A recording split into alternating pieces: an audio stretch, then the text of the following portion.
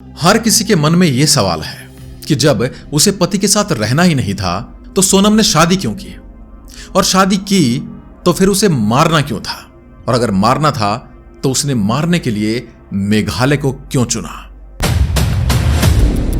आज की वीडियो में हम ये सब जानेंगे, और ये सब बातें हम नहीं बता रहे। ये सब बातें उन्होंने पुलिस कस्टडी में कबूल की है कि उनका क्या प्लान था मेघालय में, और क्यों वह अपने पति को मारना चाहती थी, और क्यों उसने पति को मारा। कहानी शुरू होती है राजा रघुवंशी की शादी से। राजा रघुवंशी की शादी जब से फिक्स हुई थी सोनम के साथ, तभी से वह उसे मारने का प्लान कर रही थी, और उसके प्लान में एक दूसरा किरदार था, राज कुशवाहा। राज कुशवाहा वही लड़का था जिसे सोनम शादी करना चाहती थी, लेकिन सोनम मांगलिक थी और राज कुशवाहा मांगलिक नहीं था। इसलिए सोनम को डर था कहीं वह उससे विवाह करे, उससे शादी करे तो कहीं राज को कुछ हो ना जाए, वो मर ना जाए। इसलिए उसने सोचा कि पहले किसी मांगलिक लड़के से शादी करती हूं और फिर उस लड़के को रास्ते से हटा देती हूं, और उसके बाद हमें कोई रोकने वाला नहीं होगा। मैं शादी कर लूंगी राज कुशवाहा से और खुशहाल जीवन बिताऊंगी।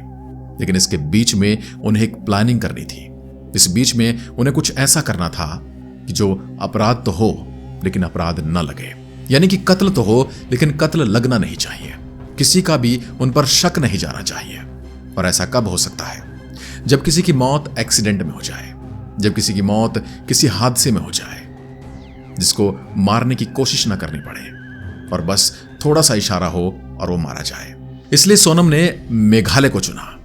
मेघालय एक ऐसी जगह है जहां पर ऊंचे ऊंचे पहाड़ हैं, चारों तरफ हरा भरा रहता है, साल भर बारिश होती है, इसलिए पानी के खूब झरने होते हैं।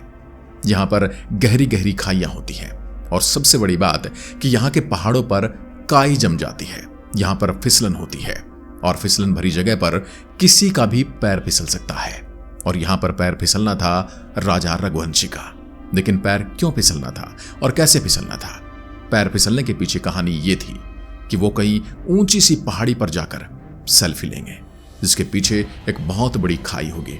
अक्सर लोग ऐसा करते हैं कि जब वो किसी ऊंची जगह पर जाते हैं तो सेल्फी इस तरह से लेते हैं कि वो ऊंचाई भी आए, नीचे का मैदान भी आए, और जो फोटो या सेल्फी ले रहे हैं वो लोग भी आए।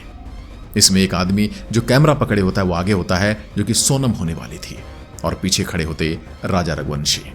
और जैसे ही वो सेल्फी ले लेती उसके बाद वह थोड़ी सी कोहनी या फिर पैर से उसको धक्का दे देती, और वहीं से फिसलकर राजा रघुवंशी पहुंच जाता गहरी खाई में। न चोट का निशान, न कोई मारने पीटने का, न कोई हाथापाई का निशान। एक इंसान का पैर फिसला, गहरी खाई में गिरा और मौत हो गई। केस खत्म हो जाता। सोनम वहीं बैठकर रोती, चीखती, चिल्लाती और लोगों को इकट्ठा कर लेती कि उसकी तो अभी अभी शादी हुई थी और ये देखो क्या हो गया। ये था प्लान ए। लेकिन इस प्लान को करने के लिए उन्हें मेघालय में ऐसी जगह ढूंढनी थी। साथ ही 3 लोग थे जिनको हायर किया गया था इस घटना को अंजाम देने के लिए। उन्होंने भाड़े पर कुछ कातिलों को ले रखा था। 3 लोग पहले से ही वहां पर मेघालय पहुंच चुके थे। सोनम लोकेशन शेयर कर चुकी थी, लेकिन उन लोगों को भी यही बताया गया था कि आपको तब तक कोई एक्शन नहीं लेना है जब तक मैं अपना काम पूरा नहीं कर लेती। अगर जरूरत पड़ेगी तो प्लान बी इस्तेमाल करेंगे, और प्लान बी को किस तरह से एग्जीक्यूट करना है और प्लान बी से क्या फायदा होने वाला है, यह मैं आपको वीडियो के अंत में बताऊंगा। प्लान ए में कोई विवाद था नहीं, न कोई दहेज का चक्कर था, न कोई आपस में कहा सुनी थी, और न ही लोगों को पता था कि उसका नेचर कैसा है। हो सकता है साल 6 महीने वो घर पर रुकती तो शायद लोग पहचान जाते कि जरूर इसने कुछ किया होगा। मैं सिर्फ 2 दिन अपने ससुराल में रुकी थी तो किसी को क्या ही पता था। शादी से पहले भी वो खूब राजा रघुवंशी के साथ घूमने फिरने जाती थी, उसके साथ घंटों बिताया करती थी, तो सभी को लगा कि वो अपनी शादी से खुश है। लेकिन उसके दिमाग में कुछ और चल रहा था। तारीख आ जाती है 22, और 22 तारीख का वो दिन था जिस दिन सोनम रघुवंशी के साथ ऐसा करने वाली थी। इसलिए वह उसे एक ऊंची जगह पर ले जाना चाहती थी। ऊंची जगह पर जाने ही वाले थे कि बारिश शुरू हो गई। बारिश बहुत देर तक नहीं रुकी, तो फिर उन्होंने रेनकोट के साथ जाने का फैसला किया। लेकिन राजा रघुवंशी ने कहा मौसम बहुत ज्यादा खराब है, इसलिए हमें नहीं जाना चाहिए। लेकिन सोनम ने जिद की तो मान गया और उसके साथ चला गया। वहां जाने के बाद उन्होंने देखा कि सेल्फी तो ले ही नहीं सकते क्योंकि बारिश बहुत ज्यादा है, लाइट कम है। जब वो सेल्फी लेने का प्लान कर रहे थे तो बारिश बहुत ज्यादा हो रही थी। ना कुछ साफ दिखाई दे रहा था, न ही ठीक ठाक रोशनी थी। इसलिए उस दिन का प्लान बनते बनते रह गया। सोनम की वो कातिलाना सेल्फी उस दिन नहीं ली जा सकी क्योंकि मौसम ने उसका साथ नहीं दिया। शायद कुदरत एक और मौका देना चाहती थी राजा रघुवंशी को। राजा रघुवंशी भी अब उस जगह से ऊब गया था। उसे वहां पर कुछ अजीब सा लगने लगा था। उसने कहा कि हम एक दिन और रुकेंगे और यहां से निकल जाएंगे। उसके बाद उन्हें गुवाहाटी जाना था, मंदिर में माता जी के दर्शन करने थे। इसलिए सोनम समझ गई कि सिर्फ 23 तारीख का ही दिन उसके पास है। आज किसी भी तरह से उसे सेल्फी लेनी ही है। 23 तारीख का दिन आता है। सोनम राजा रघुवंशी को ऐसी जगह पर ले जाती है जहां से वो उसे धक्का दे सकती थी। लेकिन राजा रघुवंशी ऐसी जगह पर गया ही नहीं जहां पर पैर फिसलने का डर हो, और यहां तक कि वह तो सोनम को भी वहां जाने से रोक रहा था। तो इस तरह से सोनम हताश हो गई। साथ ही उसके वो 3 भाड़े के टट्टू भी वहां पर थे जिनको वो लोकेशन शेयर कर चुकी थी।